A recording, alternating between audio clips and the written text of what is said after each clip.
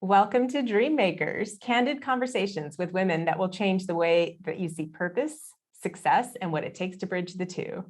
I'm Neha Sampat, a 3-time tech founder and CEO with a focus on companies that are places to dream big, build up, and be a good human. I'm CEO of Contentstack. Today, I'm joined by Komal Dadlani, CEO and founder of Lab4U. In 2013, Komal started Lab4U to democratize science and change the way that it's taught using smartphones. We're going to talk about how technology can expand access to education, starting and scaling an international business, and a ton more. Hi, Komal. Hi, Neha. Excited to be here. Thank you for the invitation. Thanks for being on. I've just had such a fun time even before we started recording, and I'm excited to learn more about Lab4U. So you co-founded Lab4U, and you're a biochemist. I don't think we've ever had a biochemist on this show before, so I'm really excited to learn more about that. But how did you make the leap from being a scientist to an entrepreneur? Yeah, in science, there's something that's very common when one is doing research. It's like serendipity. There are serendipitous moments when you're researching, when you're running experiments, though you plan them and you have your hypothesis. But I would say that jump happened like serendipity. I can't explain. It was not planned. And here I am, been past couple of years working in the intersection of technology, education, and science. So being at the right time at the right moment, I don't know if it was the right time and moment, but being at the right time and the right moment happened to open the doors to the startup world and the tech world, which I had no idea about it, anything. Like I not even know that the startup word existed, or that, I was working in a lab. It's funny that you say the right time and the right moment, because I could argue as an entrepreneur that there is no right time and right moment, or every time is the right time and the right moment. Exactly. That's why it's the conundrum there, whether it's the right time or the wrong time, but it was at that time, right? Absolutely. Yeah. So normally on this show, because I'm a certified sommelier, we drink wine, but today we're going to switch it up and we're going to drink some botanical sparkling water that we found. And Thank you for doing that. Thank you for accepting my non-alcohol choice. Absolutely. No, it's I'm actually really excited to try it. I have 2 different flavors here. I think we shipped you rose. Yes, Petal this brand, one, rose flavored. Rose. It was sparkling original rose. I'm excited. I've been wanting to open this for a week. So I'm going to open the lavender one, and this is the dry botanical bubbly. So and this is Petal sparkling original rose. No caffeine, thank you. I'm gonna open it. Let's do it. There it is. I'm gonna drink mine in a wine glass for posterity. You and the wine glass. I'm sorry, I don't have a wine glass. Do you mind if I drink it directly from the... Do you have a beaker? No, I'm just kidding. I do. Wait, I do have one. I do have one, actually. If you want, I can do it. If you'd like to, for sure. Okay, go, up to you. The beaker, I have a test tube, not a beaker. If that will do, just give me 1 second. I'll get it out. Everybody has a tool of their choice. I know that you're recording the video call as well, but I'm going to show you what I have on my back so you can understand why do I carry. I'm sorry if I'm spoiling the. No, this is awesome. the experience of like, I'm just going to show you. I actually have here some Falcon tubes with the blue methylene. And I have some test tubes here. So the sciencey background was a virtual one, but here I have a real lab. Let me use the test tube that normally carries water and not blue methylene, because you don't want me to drink blue methylene. Please do not. Yeah, so test tube here. Nice. Okay, and I'm gonna add some rose petal water in it. This is way more fun than wine, I have to say. There we go. I've got some rose, original rose petal water in the test tube. Cheers, cheers to you.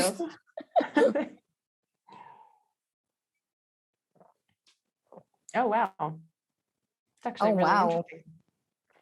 Is it good? It is really good. It's rosy. Yes, mine is very lavender. It's like super floral as well. Very floral. And a great thirst quencher. So, yes. I'm going to add some more, if you don't mind, on my test tube. I'm going to look ridiculous, but I think it will be very memorable. I'm going to be your guest that brings rose petal water on a test tube. And it smells like roses. That's awesome. What does yours smell like? I hope lavender. It does smell like lavender. It kind of reminds me of like. Where's the lavender from? Aix-en-Provence, Oh, like France? Good question. Where's my rose from? No, mine one is like. This is manufactured in Seattle, Washington. I'm not. This sure is manufactured in New Jersey. No, sorry. Manufactured for Petal Beverages, Highland Park, Illinois. Chicago, pretty much. Okay, let's get back to our conversation, and please do enjoy the beverage along the way. Yeah, I've been waiting for a while having it. You know how in India they have this Falooda that has. I was thinking about that. They use the rose syrup. They use the rose syrup, and Falooda is they normally add ice cream or milk. And I've been vegan for the past 6 years, so I haven't had that rose milk, but the rose water. But this is sparkling. This is a sparkling one, so it has a different flavor to it. So thank you for the gift. I really enjoyed it. Yes, awesome. We should put a link to Falooda into the notes for the podcast, because it's such an interesting Indian specialty. And it's something that people crave, especially in the summertime, which it's kind of like the Indian version of boba tea. Yes.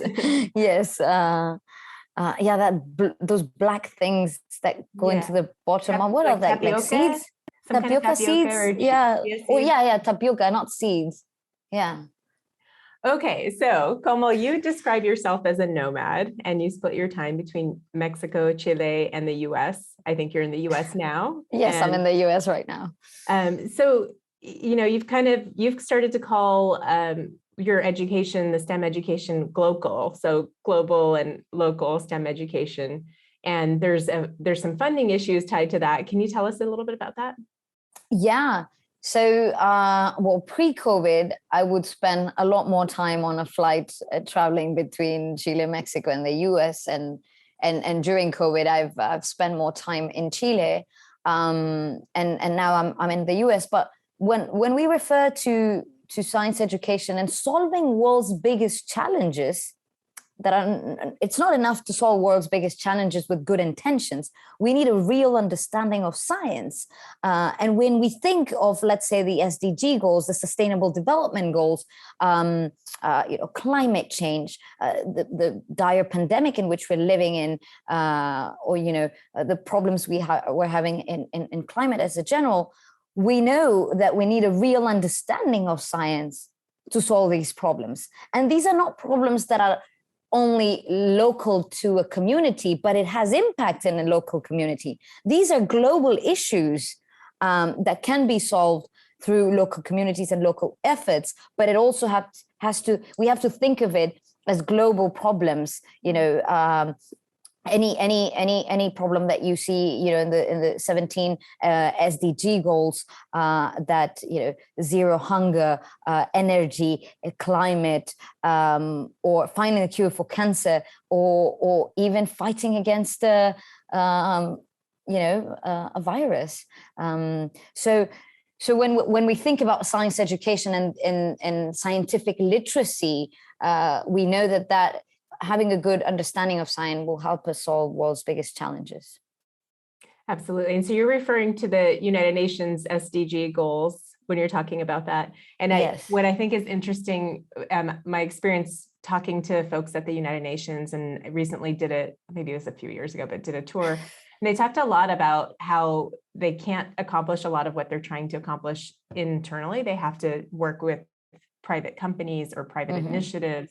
And I think that's where some of the funding challenges also come about, because you have to tie something back to an issue that you can actually make an impact, like you're talking about locally, but it does need to tie back to a greater impact goal. And I think it's just often really slow to make those impacts because of how long everything takes working through the challenges of the UN and the funding challenges that you face. Exactly. I mean, I don't think that global issues are going to be solved just by government or the United Nations. It's everyone's problem. I mean, community problems, citizens' problems, user problems, it's everyone's problem. So we need to join forces, public, private partnerships, so that we can have an impact in today's world. And corporations and companies have a role in it. And I mean, I don't want to be critical to how companies work today. But if we think about it, if we think about impact metrics, I do believe, as we see an income statement there and a balance sheet, with liabilities and assets and everything is thought about EBITDA and unit economics, et cetera, et cetera. But if we can have a line in our income statement or balance sheet or in our, reports, what are the impact metrics? Yes. And how am I having a positive impact in society? It shouldn't be a corporate social responsibility issue. It should be a mission issue. Like the missions of companies should be towards solving world's biggest challenges. Otherwise, it makes no sense. Absolutely. I love that you say that. And one of the things that I've done at Contentstack is actually built into our top company-wide goals, a level that's just called care. And it's really about these social impact things that we've taken on. And every single individual in the company has to roll back their efforts back to the top level goals, and everybody has OKRs associated with it. And I think it's so important that you make that a part of the company's values, because if you don't, you're not aligned around the bigger picture, right? Of course, we're building software, we're selling software, and we have to grow as a company, and you care about the financial metrics, but it has to mean more than that, and the sense of significance has to be stronger. I want to hear more about smartphones. You chose smartphones as your lab instrument of choice. Can you talk about why, and maybe just some of the experiments that you've done with them? Yeah, so we use smartphones as a science instrument because many don't know, but smartphones and tablets have several built-in sensors. The camera, the microphone, which you send a WhatsApp audio note or a voice note, the camera, you take a selfie, GPS, you hail a riding share app. So these sensors are normally used for games, navigation, but not necessarily for science education. So what we do is we leverage the built-in sensors that smartphones and tablets already have, like the accelerometer, et cetera, and we design science experiments with these smartphone sensors. So we've taken all the built-in capabilities of smartphones, and we've designed science experiments for schools, university. So in that way, we empower students and teachers to have this lab in their pockets. So cool. Is there a sweet spot in the age of students that you design these experiments for? Yeah, so today we're working with several high schools, especially as they're preparing to get into colleges and universities. So trying to reduce the inequalities that we see in today's schools, where not all schools have lab equipment. These are expensive, or we normally need lots of tools. A colorimeter or spectrophotometer can cost you $1,000 or $500, depending which one you buy. But with the camera of the phone, you can calculate the concentration of a colored solution. We use computer vision, and we calculate concentration based on, with our algorithm. So if we leverage these sensors, we can reduce the cost of science education for many schools, and we target high school, answering your question, so that we build the skills in these young students for the future of the workforce. These are skills that are not learned through memorizing formulas, right? Creativity, problem solving, scientific literacy is not learned just through formulas. We need to experiment. You can't learn how to ride a bicycle reading a book. You need to live the experience of riding that bicycle. I love that you're leveling the playing field by doing this, because it really, I mean, even what I noticed in the last few trips to India, almost everybody has access to a smartphone, which was not the case years ago. And the fact that you have what you need in your hand to be able to learn is really awesome. I commend everything that you're doing around that. Like, really admire it. You talked about your process as inquiry-based learning, and I'm curious what that is and how it's different from other types of learning. Yeah, so inquiry-based learning is a pedagogy. We've educators and PhDs and universities have worked around it, doing research around it. It's evidence-based pedagogy that we know about it for the past 50 years, but it's really hard implementing it. So what we do, we're inquiry, meaning asking questions, where questions are more important than learning formulas by heart. So with a methodology where we ask students to think, to analyze, to measure, to conclude, in this learning process, we can make sure that the students have a lasting learning impact around their science education, as opposed to a theory. So it's more active learning. It's the inquiry-based learning. It can be combined with project-based learning, that many schools already use. But inquiry-based learning is the key in science learning, where questions are more important than the answers. Just asking the right questions. Why is this experiment not working? How can I do it differently? So the focus is on the right questions and the hypothesis. I feel like what you're doing by taking that approach is unlocking curiosity, and curiosity is so powerful that that's an awesome way to learn. How do you guys incorporate? Absolutely. So how do we inspire curiosity? No, the right questions. We shouldn't stop students asking. They should ask as many questions they want. That's how we work around inquiry. Yeah. Absolutely. How do you incorporate teachers and just educators in general into the process? Yeah, so that's a tough question, because we've had different experiences in different parts of the world with different, with different teachers. So teachers today are overburdened with so much, especially during the pandemic. The working late hours, they're going above and beyond, and teachers are key. Are a key actor in society, right? You never said page 245 of that textbook change your life. It's normally a teacher that inspired you to see things differently and change your life. So our mission is, how can we help teachers do their job, and how can we save teachers time, and how can we help them in the teaching process, so that students can actually learn, because teaching is not equal to learning. So how can we help one of the most important actors in society, an essential worker like a teacher, do the job in the best way possible, with the right resources, with the right tools? So the way we do that, we have different professional development sessions. We give these teachers all the lab reports ready, so they don't have to, invest time in preparing all these labs and all these tools and experiments. So we incorporate them with content, ready to use content, experimental inquiry-based content, so that they can do their science classes with more experiments and less theory. It's incredible. What do you say is your purpose, Komal? So today I'm on a mission to democratize science education and making it accessible to everyone, everywhere.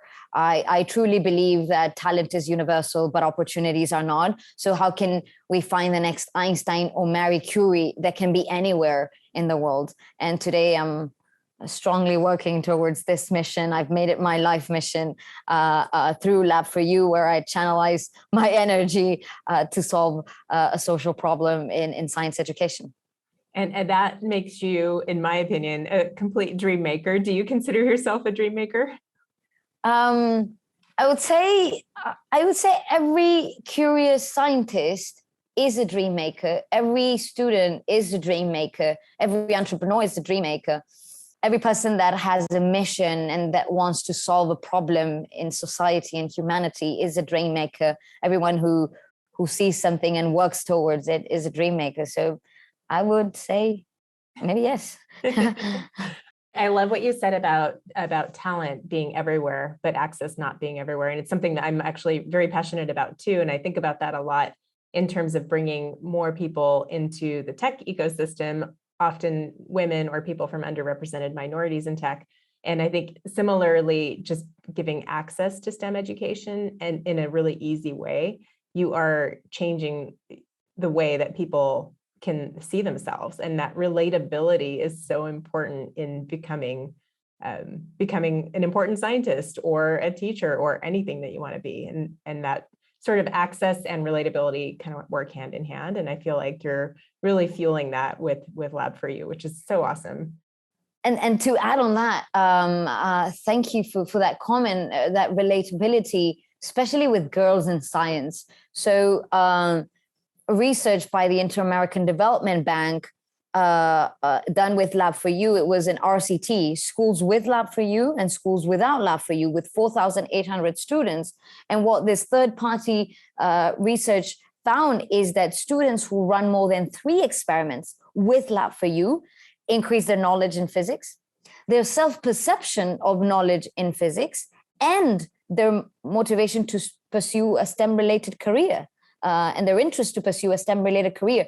And when we speak about self-perception of knowledge around science and physics, it has a direct relationship with motivation, because if I believe I can do it, if I believe that I can experiment and that science is for me, I'll be more motivated to pursue it. But if I say, that's not for me, that's for boys, or that doesn't seem to be something that I want to do because it's too difficult, then we're reducing the chances of having more girls in science. So in order to inspire girls in science, we need to make it relatable, increasing the self-perception of knowledge around physics or in science, and their motivation to pursue a STEM-related career. That's amazing. And that goes right back to talking about having impact be measurable, right? And yes. you just demonstrated that, which is really cool. Okay, let's switch gears to entrepreneurship. So as a fellow entrepreneur, I'd love to understand your business model. Like, how does it work? For someone that had an idea like yours, what took you from idea to reality? And just talk about a little bit more about Lab4U and how the business operates. Yeah, and I'm sure as an entrepreneur, we relate to it. It's been a long process of trying to validate the business model initially. So we've been around for a few years, and initially we thought that only by having the smartphone sensors and launching the app, it's going to be a one day success story. But we were so wrong, because just having the smartphone sensors was not enough. It was important to design experiments aligned to the curriculum so that schools could purchase the product. So initially we were dead wrong. No, we tested it. We tried it. We spoke to schools. We spoke to teachers. And we were able to design experiments aligned to curriculum so that teachers could use it. But then we were wrong about something else too. Schools, the schools in districts, it's a complicated industry, because the end user is not the decision maker and the one who's buying the product.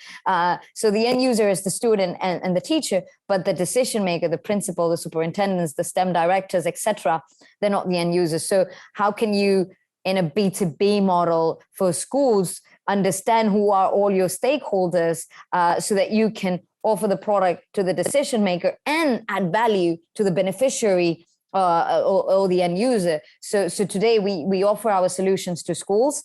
It's a B2B model, SaaS, software as a service, to schools, schools, colleges, community colleges, speaking to the decision makers there, and our beneficiaries are the teachers and the students for whom we want to add value, save them time, give them a different experience, and make science more fun. So business model, we've got one model directly to schools.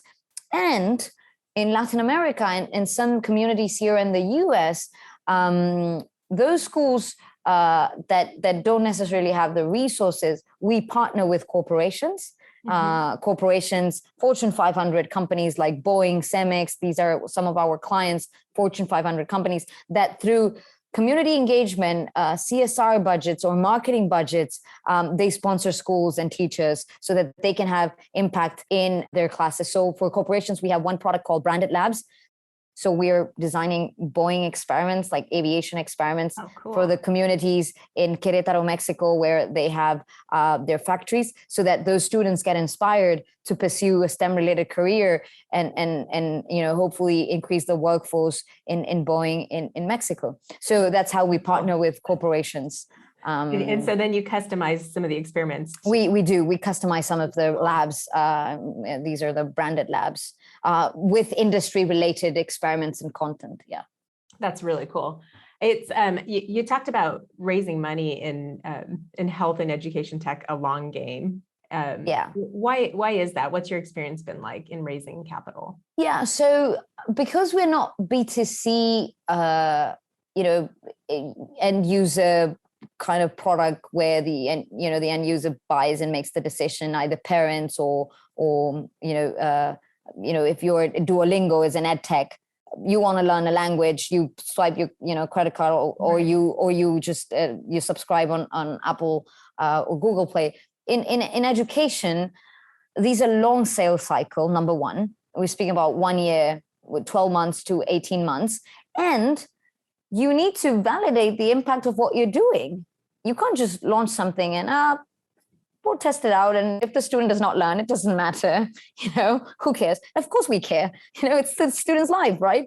In healthcare, you can't just launch something and, you need to test it. You need to validate it. You need to do RCTs.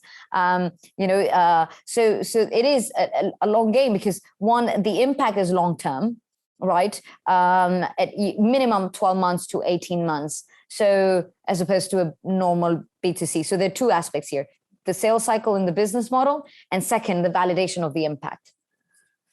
Makes sense. Yeah. And I can see that being challenging but so rewarding when it finally materializes as well. Oh, absolutely. Absolutely. The impact is huge. And once you're working with the school, you work with the school every year. So that's very motivating and inspiring for us in the community. How do you think about scaling Lab4U? And I know you're already working internationally, you're in multiple countries, moving around, but what does that look like? What kind of challenges do you run into with that?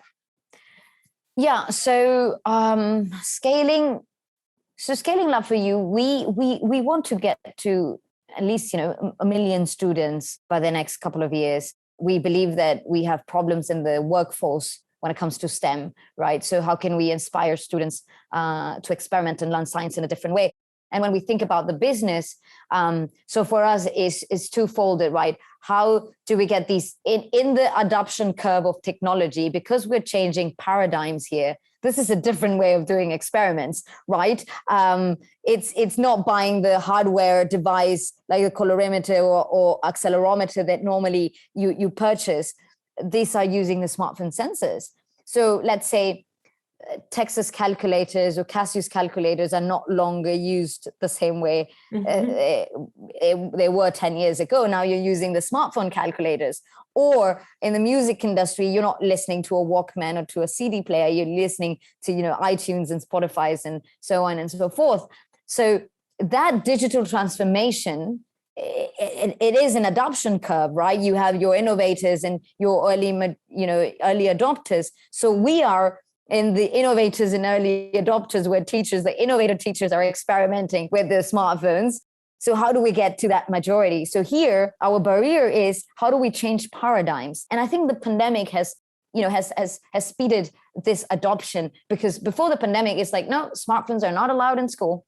No smartphones in school. But now there's an important need. So we've seen things. I mean, we've grown 200% during the pandemic, because as opposed to pre-pandemic, we had to convince schools to use smartphones inside the classroom, or iPads and tablets inside the classroom to experiment. But now now that paradigm has shifted, and as we move forward, I believe once we get the majority of communities, educational communities, experimenting with smartphones and adopting technology inside the classroom, I think that's going to be the tipping point of our scale. And I think we're getting closer to that. That's interesting that dynamic of kids being stuck at home with smartphones ended up being a tailwind for the company, which is actually really cool. I hadn't thought about that, how that dynamic would impact the business, which is fascinating. What do you think that entrepreneurship has taught you about yourself?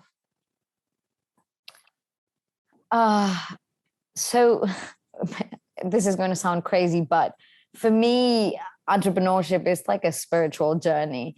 I do believe that you grow as a human being. If it allows you to understand your mistakes, to make mistakes, to grow your relationships with people, with your customers, your users, your employees, your investors, your community, your partners. So I would say it's like a spiritual journey. The founder has to grow as quick as the company grows. So it's a lot of personal growth, a lot of spiritual, mental growth, and if you don't ground yourself, things can get messier. So for me, it's been a lot of personal, spiritual growth in this journey. I can totally relate to that, and I feel like now I've been at this for 15 years, and I still feel like I learn something new every day as an entrepreneur. And if anything, I think the biggest thing that I've taken away is just this layer of resilience that, because you get beat up in the seat, like sometimes things go really well, and those highs can carry you through all the lows, but there's definitely a lot of lows too.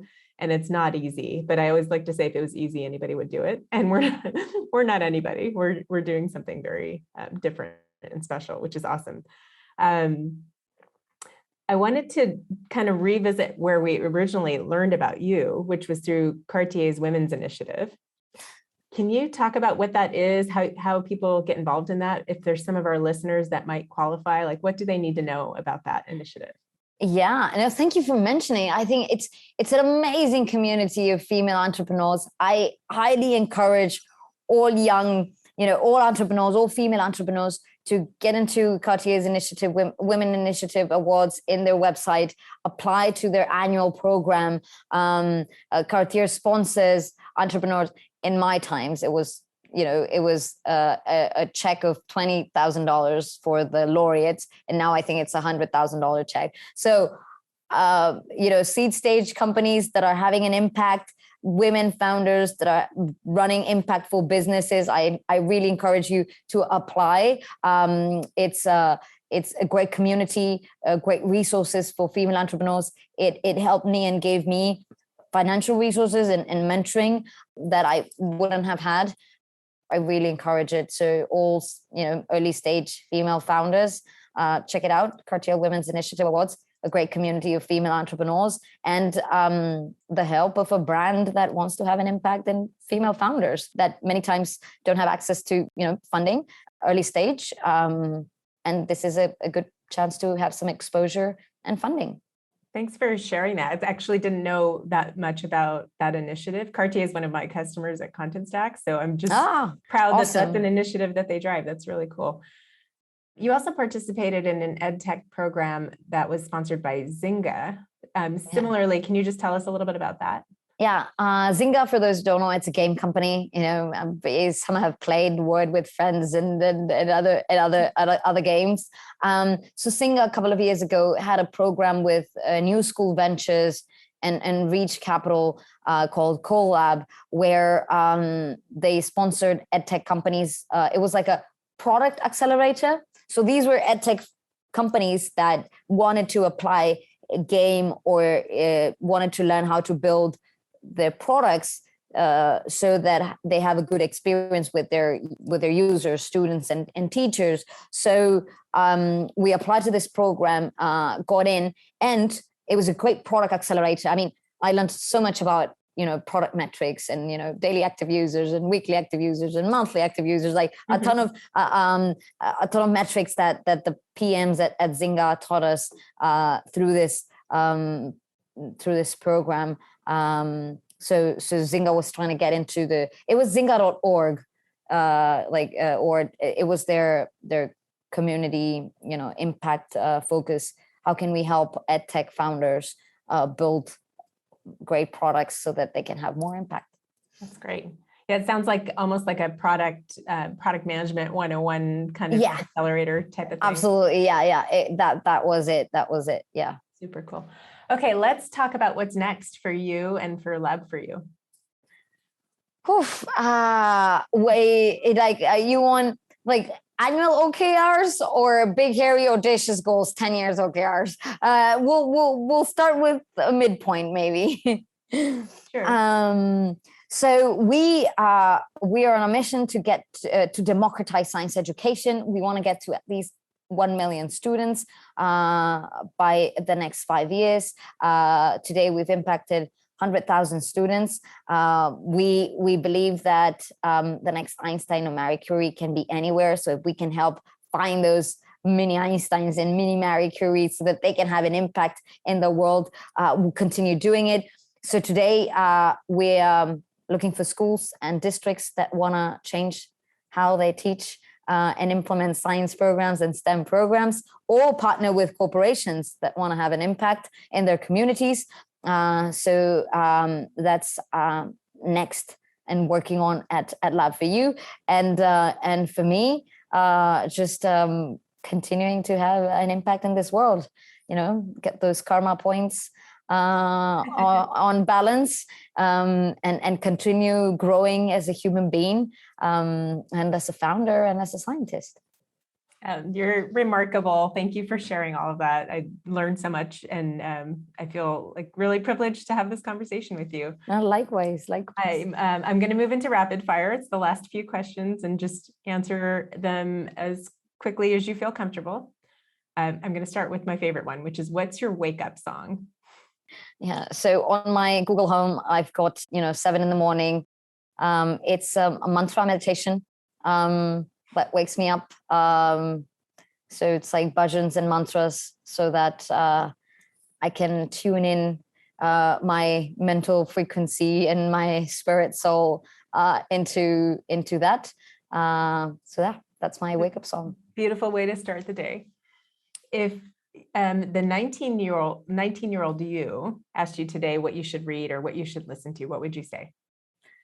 I would say, so never stop learning, always learn, read as much as you can, listen to as many podcasts as you can, like this one over here in Neha's podcast. So listen and read as much as you can. So in different moments of your entrepreneurial career, there might be different books that Neha's podcast or that other entrepreneurs can recommend. The Hard Things of Hard Things by Horowitz, or In Pursuit of Profit, Passion and Purpose by late Tony Hish. So say, like, always be reading and listening. Masters of Scale, Neha's podcast, or others that you can learn from other founders, and never stop learning. And patience, because things take longer than what one expects. Absolutely. No, those are great recommendations. Can you recommend a beverage, any kind of beverage? I'm a big smoothie fan. So does that count as beverage? For sure. Yeah. Big smoothie fan. There are 2 smoothies, like, for the summer, spinach, cucumber, ginger, mint, fresh. ¿Cómo digo apio? ¿Cómo se dice apio? Sorry, I'm thinking in Spanish. Apio. Celery, I think. maybe. Yeah, celery. Yeah, sorry, I'm thinking in Spanish here.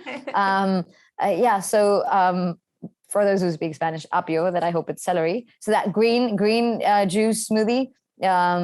If you want to put a pinch of turmeric, might make it more powerful. Yeah. That's for the summer, and for the winter or after your workouts, banana, dates, pistachios, and some vegan milk, like soy milk or flaxseed milk or nut milk, like the nut, the nut company's nut milk. So a vegan smoothie, banana milk after the workout.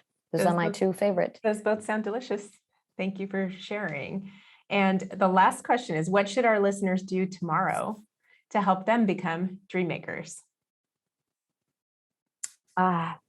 If you want to have an impact in this world, you need to be well yourself first, like physically, mentally, spiritually strong and well, so that you can look after others in your company. So just looking after yourself, mental health, physical health, exercise, sleep, healthy food. So start by looking after yourself so you can look after your company and those around you. Incredible advice. Komal, thank you so much for being on the show and for the incredible conversation. I had so much fun. And cheers Likewise. Again to you. Cheers was my here's cheers to you too. I'm gonna